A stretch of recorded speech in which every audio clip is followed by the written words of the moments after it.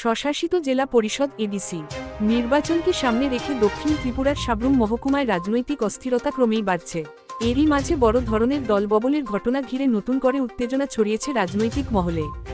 ভারতীয় জনতা পার্টির দক্ষিণ জেলা কমিটির সহ সভাপতি ডক্টর রতিমোহন ত্রিপুরা, যিনি প্রথমে ইন্ডিপেন্ডেন্ট প্রার্থী হিসেবে মনোনয়ন জমা দিয়েছিলেন, পরে অভিযোগ করেন যে পার্শ্বচাপের কারণে তাকে মনোনয়ন প্রত্যাহার করতে হয়েছে। এই ঘটনায় ইতিমধ্যেই রাজনৈতিক মহলে নানা প্রশ্ন উঠতে শুরু করেছে। এরপর আজ তিনি তিপ্রা মাথার সুপ্রিমো প্রদ্যুৎ কিশোর মানিক্য এর হাত ধরে আনুষ্ঠানিকভাবে বিজেপি ছেড়ে তিপ্রা মাথায় যোগ দেন। তার এই সিদ্ধান্তকে কেন্দ্র করে শুরু হয়েছে তীব্র রাজনৈতিক তরজা। রাজনৈতিক বিশ্লেষকদের মতে, নির্বাচন পূর্ব মুহূর্তে এই ধরনের দলবদল শুধু দলীয় সমীকরণেই প্রভাব ফেলবে না, বরং ভোটের ফলাফলেও বড় ভূমিকা রাখতে পারে। অন্যদিকে বিজেপির পক্ষ থেকে এখনও এই বিষয়ে আনুষ্ঠানিক প্রতিক্রিয়া মেলেনি।